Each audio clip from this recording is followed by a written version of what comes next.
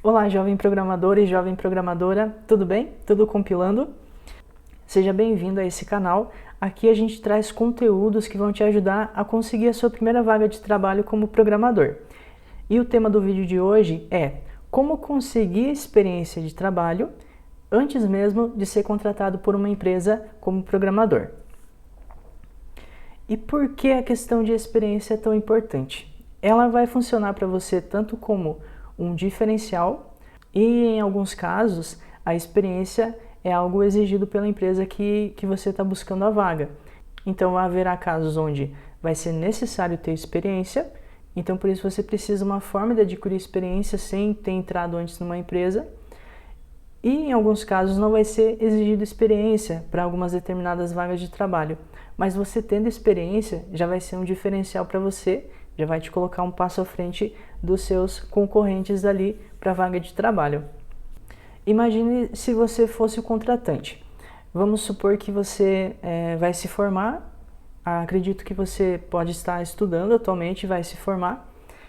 Quando você for fazer a formatura, você vai ter que contratar um fotógrafo, ou ali a sala inteira vai contratar, ou a sua turma vai contratar um fotógrafo que vai ser o responsável por tirar as fotos da sua formatura. Imagine que há dois fotógrafos. Um não tem experiência, ou seja, nunca fez fotografias de uma formatura, e o outro já tem experiência.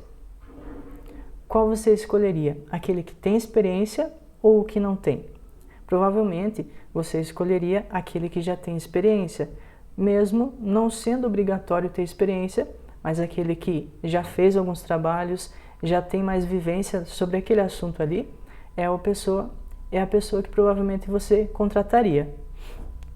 E quando você está na posição de ser um contratado, funciona da mesma forma. A empresa que está buscando um colaborador, ela vai buscar a pessoa que tem mais experiência, mais estudo, ou seja, a que está mais capacitada para aquele cargo. É por isso que ter experiência é tão importante. E aí existe um problema. Como você vai ter experiência se as empresas que buscam funcionários buscam sempre aqueles que têm experiência já? Tem até aquele meme, né, que mostra como que eu vou ter experiência se você não me contrata. Então, nesse vídeo a gente vai ver 3 formas de você conseguir experiência como programador sem ser trabalhando de carteira assinada em uma empresa. A primeira forma de você conseguir experiência é fazendo projetos pessoais. Imagine que você teve a ideia de criar um aplicativo, por exemplo, para fazer uma lista de tarefas. É um aplicativo bem simples, mas caso você decida desenvolver esse aplicativo, você já vai adquirir muito conhecimento, porque você vai desenvolver um produto completo do início ao fim.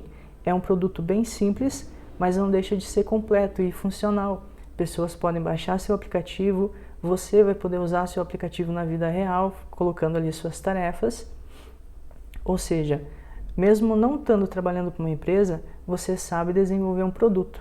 Caso abra alguma vaga de desenvolvedor de aplicativo, como você já fez alguns aplicativos, pelo menos um, você já vai estar um passo à frente das pessoas que apenas estudaram sobre desenvolvimento e não desenvolveram um produto. Então essa forma é a mais simples e a mais prática e mais fácil de você ganhar experiência, que é criando seus próprios produtos.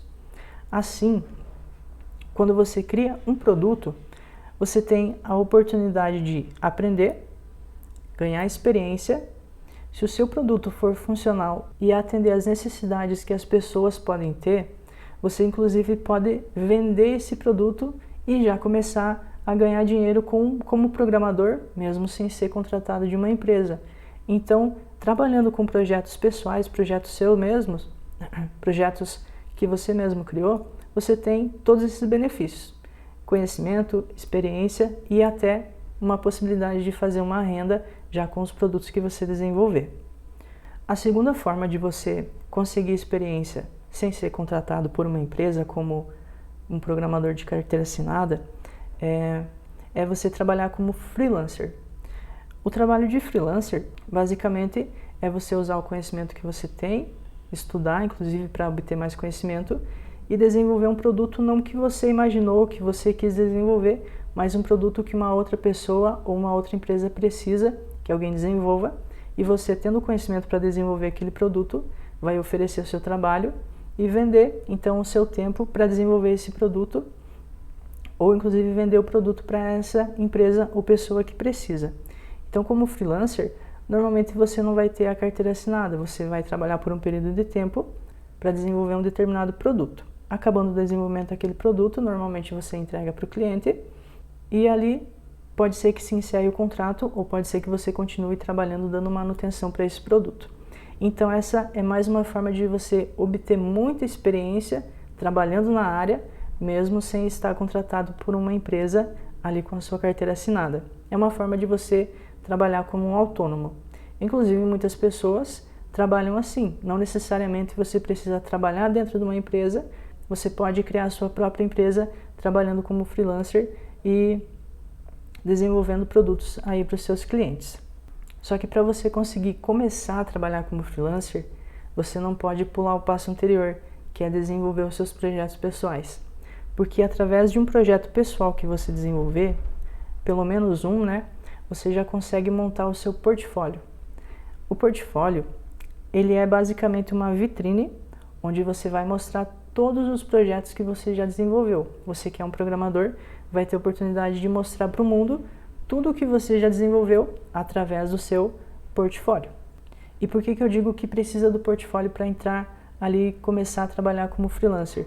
Normalmente, numa negociação onde a pessoa precisa de um produto e você está oferecendo o seu trabalho para desenvolver aquele produto e vender para ela, existem outros programadores que também estão negociando com aquela pessoa. Então, aquele programador que tiver mais portfólio, mais exemplos dos trabalhos que fez, normalmente vai ter a preferência do cliente. Então, o primeiro passo sempre vai ser você começar a desenvolver projetos pessoais para você ou para pessoas que estão ao seu redor, que precisam ali de algum produto. Você vai ter que desenvolver, criar seu portfólio e depois que o seu portfólio estiver pronto, aí vai se abrir a porta tanto para você trabalhar como freelancer, mas também para você ser contratado por uma empresa. Depois que você tem o seu portfólio público na internet, onde todas as pessoas conseguem ver, outros programadores vão ver os seus projetos, pessoas que são recrutadores de empresa de software também vão poder ver seus projetos e também pessoas ou empresas que precisam de um trabalho de freelancer vão ter acesso aos seus projetos. Então, o passo essencial é: comece a desenvolver projetos pessoais. A partir dos seus projetos pessoais, desenvolva o seu portfólio, um local ali onde você vai colocar os seus melhores projetos para exibir para todo mundo. Após isso, as portas provavelmente vão se abrir para você. Depois que você está trabalhando como freelancer, provavelmente você já vai estar ganhando uma renda, mas caso você ainda queira trabalhar como um profissional em uma empresa, né, trabalhar como programador em uma empresa ali, com a carteira assinada, aí você já vai ter muito mais experiência, já vai ter desenvolvido como freelancer, já vai ter seus projetos pessoais. Com certeza a sua entrada em uma empresa vai ser muito mais fácil do que se você vai procurar um trabalho sem ter desenvolvido nada antes. E não somente a entrada, porque quando a gente entra numa empresa, a gente tem que mostrar que tem aquele conhecimento e consegue suprir as demandas que a empresa tem. Então, depois que você já tem toda essa experiência, você vai se sentir muito mais seguro para entrar numa empresa e fazer tudo o que eles pedem para que você desenvolva. Além de desenvolver projetos pessoais e desenvolver projetos como freelancer, uma terceira forma de você conseguir mais experiência é contribuindo em projetos open source.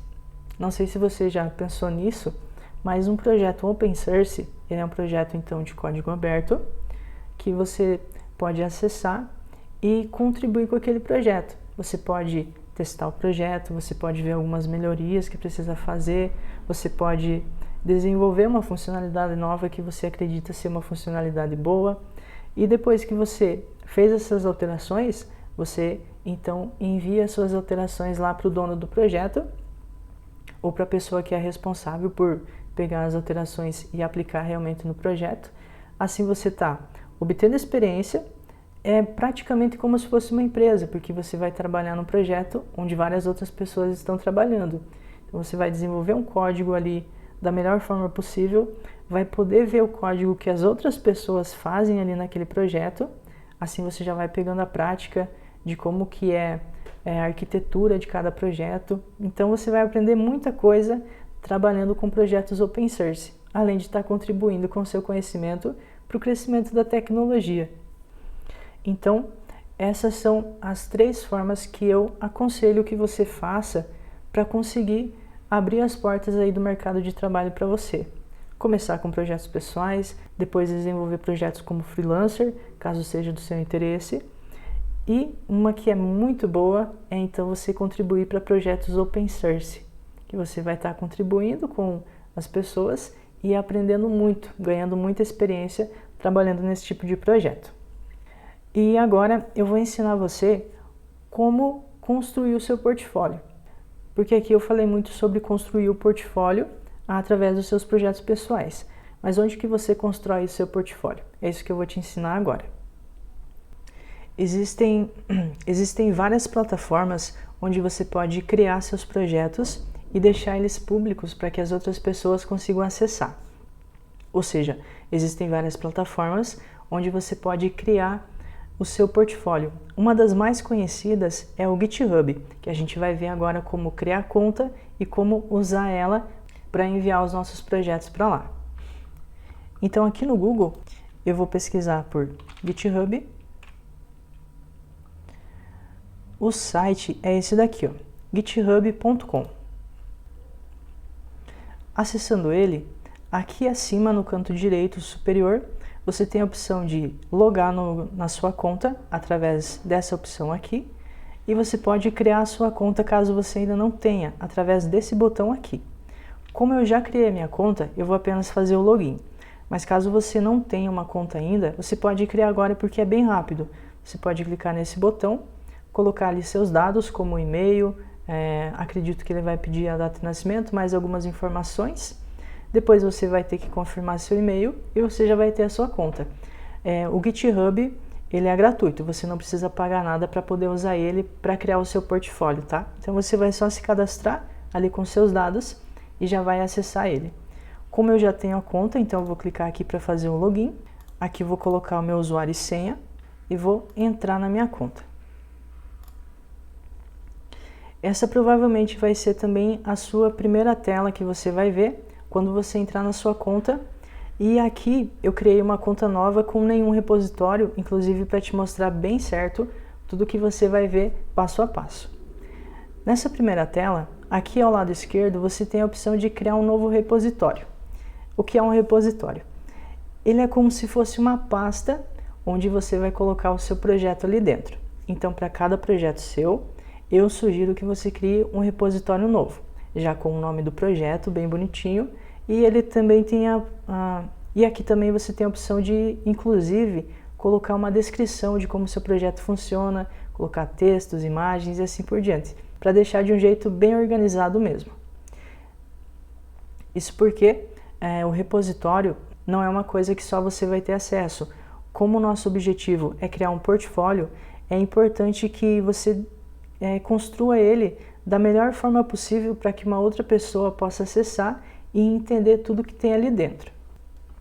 Então, antes de eu criar um repositório, eu quero mostrar para você mais uma coisa muito legal aqui do GitHub, que é através dessa opção aqui, ó, a opção Explore.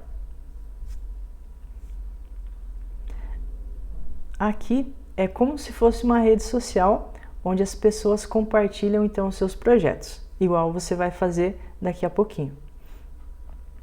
Aqui na tela inicial do Explore existem alguns que eles colocam aqui na frente, mas caso você tenha interesse em alguma coisa específica, você pode vir aqui nesse campo de pesquisa e digitar. Imagine que eu vou desenvolver um sisteminha que vai validar o CPF. Eu posso ver alguns exemplos e me basear nesses exemplos para construir os meus primeiros projetos. Então eu vou digitar aqui, validador CPF.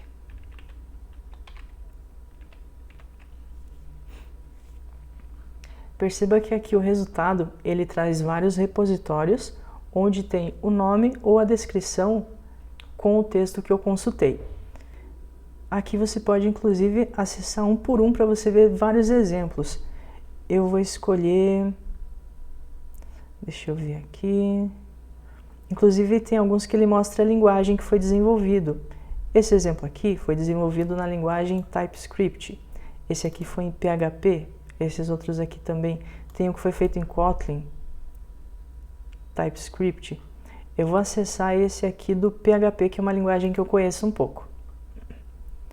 A minha linguagem principal, que eu mais trabalho, é a linguagem Java.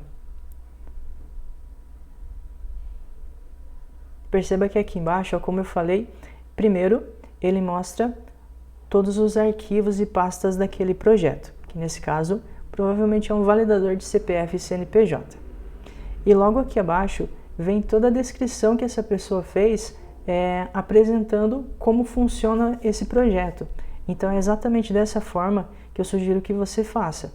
Não apenas colocar os arquivos do seu projeto, mas também colocar uma descrição bem bonita de tudo que é feito no seu projeto, como ele funciona, como usar e assim por diante. As tecnologias que você usou, né? Como utilizar. Exemplo de uso para validação e formatação de CPF. Então aqui ele mostra como ele fez para validar o CPF, para formatar. E aqui tem os códigos. Se eu vir na pasta src, vamos ver aqui cpf.php. E aqui você pode ver o código fonte que ele utilizou para desenvolver essa funcionalidade de validar o CPF. Aqui ele está verificando se um determinado CPF é válido. Perceba que ele criou uma function. Aqui ele está checando o tamanho do CPF, né? Ver se é diferente de 11, ele já retorna false, ou seja, o CPF não é válido. Se o tamanho de caracteres de um CPF não é 11, então já não é um CPF válido. E aqui você pode ver todas as validações que ele fez. O objetivo agora não é entender o código que ele utilizou aqui.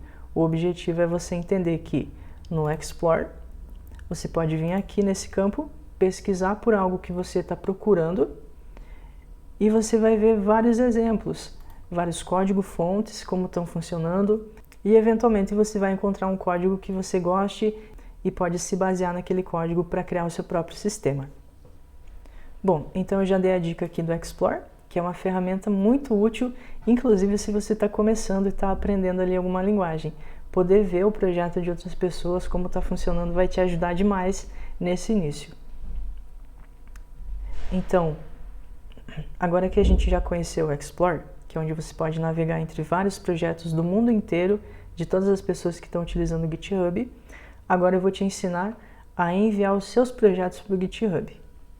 Então, primeiro você vai voltar aqui no início da página inicial.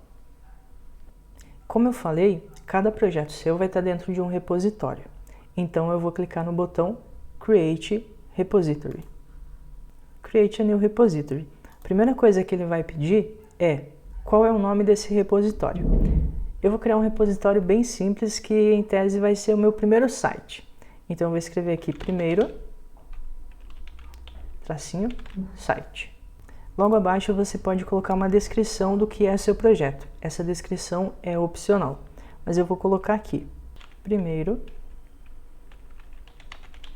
site para usar como exemplo no GitHub. Logo aqui abaixo, você vai escolher se o seu repositório vai ficar público ou vai ficar privado.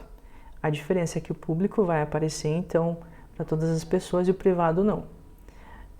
Como a gente está criando um portfólio, todos os seus projetos vão ser públicos. Mas sendo públicos, o ruim é que todo mundo vai poder ver. Só que esse é o objetivo nosso, que todas as pessoas possam ver, tanto para buscar conhecimento ali no nosso projeto, como para a gente mostrar que a gente sabe desenvolver aquilo. Então, por isso a gente vai deixar público. Caso você, por algum motivo, queira criar um projeto seu e queira armazenar o código aqui no GitHub e não quer que ninguém veja seu projeto além de você, aí você clica aqui na opção Private. Mas no portfólio, normalmente, os projetos são públicos. Logo aqui abaixo, se você marcar essa opção, add a readme file, você vai adicionar no seu projeto, você vai adicionar ali no repositório esse arquivo inicial, que é onde você vai descrever tudo que tem no seu projeto. Então eu aconselho que você crie já esse arquivo, mesmo que você deixe para depois fazer ali toda a descrição do seu projeto, de como ele funciona, de tudo que você usou para desenvolver ele. Mas já deixa criado, porque daí você não vai ter o trabalho de criar. Aqui você pode adicionar o arquivo gitignore. Esse aqui você vai aprender mais para frente, mas ele serve para você escolher alguns arquivos do seu projeto que não necessariamente precisam vir aqui para o GitHub. Normalmente algumas dependências que quando você abre o projeto na IDE, ele já vai baixar essas dependências e elas não precisam vir aqui para o seu repositório remoto. E tem aqui a licença, que também você pode depois pesquisar cada uma e ver o que muda em cada licença ali. Depois de configurado tudo isso, que na verdade não é muita coisa, né? É só decidir aqui o nome, a descrição, se ele é público ou não, adicionar o arquivo readme. A gente vai clicar em Create Repository. Então agora ele vai criar realmente esse repositório.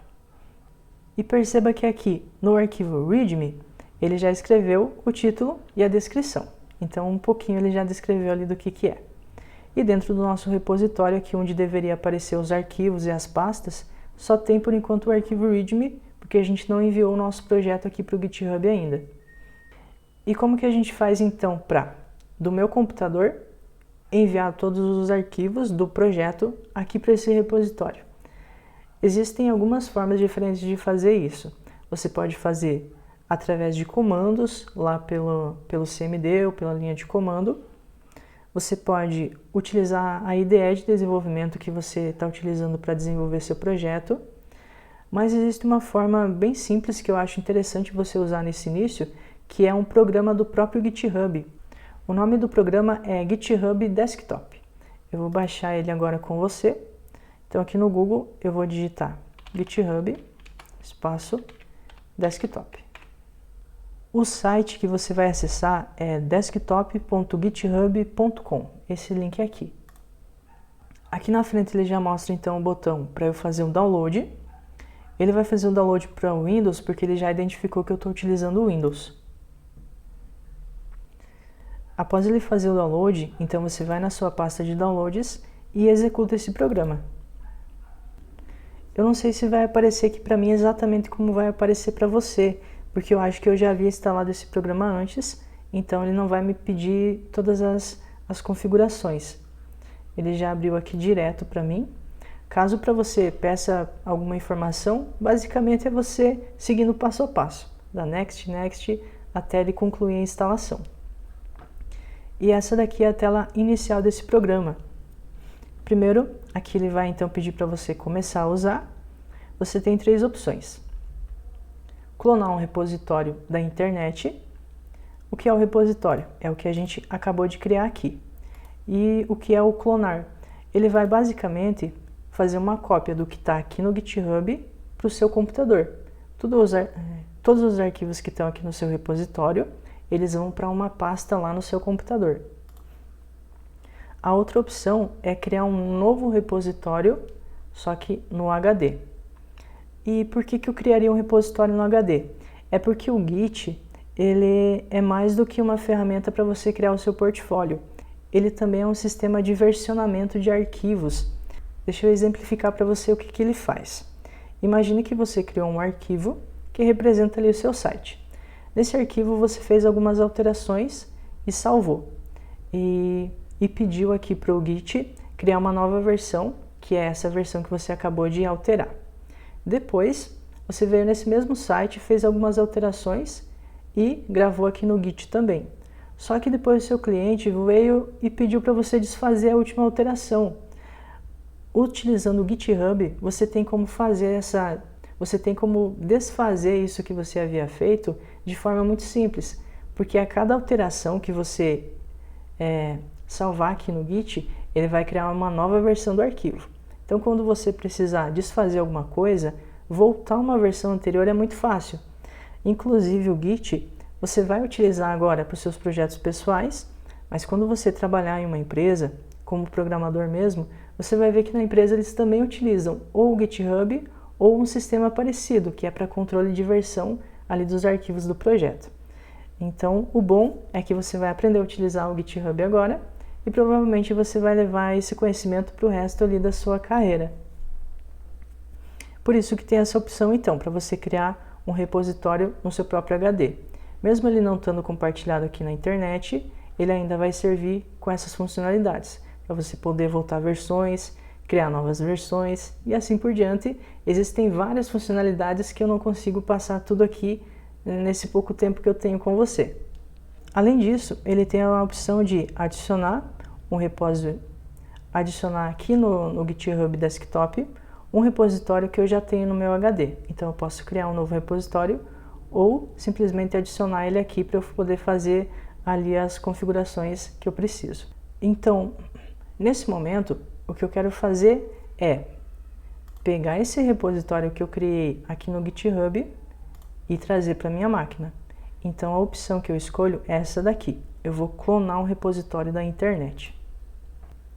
Aqui ele está pedindo para mim acessar a minha conta do GitHub para poder ter acesso aos repositórios através do GitHub Desktop. Então eu vou clicar aqui para acessar e aqui ele pede para eu continuar com o browser. Vou clicar nessa opção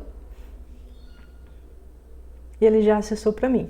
Isso porque eu havia deixado logado aqui minha conta. Então no momento que ele acessou o navegador, ele já viu que a conta estava logada e já trouxe para mim aqui o meu usuário. Aí aqui, ó, você tem a lista dos seus repositórios lá do GitHub da internet. Eu vou clicar nesse repositório que a gente acabou de criar e vou clicar em clone. Nesse momento, ele está pedindo então para mim em que pasta que eu quero deixar os arquivos desse repositório. Então o repositório é esse daqui, primeiro site, e a pasta aqui do meu computador vai ser lá dentro de documentos. Dentro da pastinha GitHub, ele vai criar uma pasta chamada primeiro site, que é o mesmo nome do meu repositório lá do GitHub. Eu vou clicar aqui em clone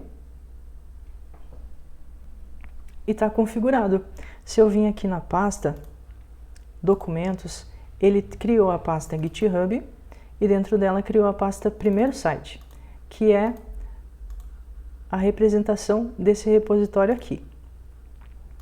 Agora, dentro dessa pasta, eu quero criar um novo arquivo. Vou clicar com o botão direito, novo, documento de texto. Eu vou criar um arquivo chamado index.html. Então é como se fosse o primeiro arquivo do meu site, que eu vou construir aqui na minha máquina e depois eu vou enviar lá para o GitHub. Agora eu vou editar esse arquivo aqui com um bloco de notas. Dentro dele eu vou colocar algo bem simples, que é só uma tag, lembrando que o meu intuito nesse vídeo não é ensinar você a desenvolver um site, sim utilizar o GitHub. Eu vou criar um arquivo bem simples para a gente enviar lá para o GitHub, tá bom? Então aqui eu vou utilizar a tag H1. A tag H1 é para você colocar um título. O título vai ser meu primeiro site. Eu vou salvar e fechar. Se eu vier aqui no navegador e atualizar, perceba que nada aconteceu. Isso porque quando eu crio um arquivo aqui no meu computador e salvo ele, mesmo ele estando na pasta que representa aquele repositório, ele não vai ser enviado automaticamente. Eu preciso vir aqui no programa GitHub Desktop. Ele já entendeu que existe uma alteração no arquivo index.html. Ele foi adicionado, ele é um novo arquivo. Para eu dar commit nessa alteração, eu preciso colocar primeiro uma pequena descrição do que é esse arquivo. Então eu vou colocar aqui, criei o primeiro arquivo do site. Quando você for trabalhar em uma equipe, você vai perceber que a cada commit que você der, o commit é basicamente você pegando as suas alterações e enviando para o Git. Então a cada commit você precisa descrever um pouco do que você fez de alteração naqueles arquivos. É uma descrição resumida, mas é importante você ser bem claro para que os outros colaboradores consigam entender o que você tentou fazer naquele commit. Depois que eu coloquei uma pequena descrição, eu vou clicar em commit. Se eu vier aqui no navegador e atualizar, Perceba que o meu arquivo index.html ainda não está aqui. Isso porque é como eu falei para você. Quando eu dou um commit, eu basicamente estou criando uma nova versão daquele arquivo. Nesse caso é um arquivo novo, então ele criou a primeira versão do arquivo. Só que criou no meu computador, apenas na minha máquina. Depois então que eu fiz todas as alterações que eu queria, dei commit já em todas elas. O commit você pode dar a cada pequena alteração que você faz. Mas agora o próximo passo é enviá-la para o repositório remoto todas as alterações que você fez e quer enviar no repositório que está público, no repositório remoto. Para isso, não basta você dar um commit, você tem que dar um push. Então agora eu vou clicar nessa opção aqui que ele habilitou para mim, é a opção push. Pronto, ele acabou de fazer o push. Agora sim, se eu voltar no navegador e atualizar, perceba que apareceu o meu arquivo index.html e aqui do lado até aquela descrição que eu coloquei. Então é assim que funciona. O commit você dá a cada alteração que você fizer. É porque ele vai criando uma versão do arquivo a cada commit que você dá. Depois você pode, inclusive, voltar uma versão caso queira desfazer alguma alteração. Mas o push você vai dar apenas quando aquela alteração principal que você estava fazendo estiver pronta e você quiser compartilhar ela lá no repositório. Então a gente já aprendeu a dar commit, dar push, fazer clone do repositório aqui no meu computador. Agora eu vou abrir esse arquivo index.html e está aqui. Agora imagine que você está trabalhando numa equipe e uma outra pessoa editou esse arquivo. Eu vou simular aqui como se fosse uma outra pessoa editando. Então eu vou editar direto aqui no navegador. Vou voltar aqui só para te mostrar. Quando eu abro o arquivo, para mim que sou o dono desse arquivo, aparece o botãozinho de editar. Clicando nesse botão, eu consigo editar o texto direto no navegador. Aqui nesse arquivo eu vou colocar um parágrafo com a tag P. No parágrafo eu vou escrever Olá Mundo.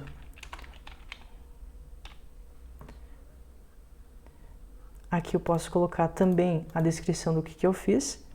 Adicionei um parágrafo. E vou clicar em Commit Changes. Quando você está aqui direto no repositório público, quando você dá um commit, ele já cria então no repositório público. Então todo mundo que tem acesso a esse repositório já vai ver o seu arquivo atualizado aqui, sem precisar você dar um push. E, inclusive só o commit já vai atualizar aqui no repositório público. Só que se eu voltar aqui no computador, na minha pastinha, e editar o arquivo index.html, ele ainda não tem aquele parágrafo que a gente criou lá no repositório remoto. Como que eu faço para obter as alterações que foram feitas então no repositório remoto? Eu venho aqui no programa, clico nessa opção, que ele vai consultar as últimas alterações que foram feitas.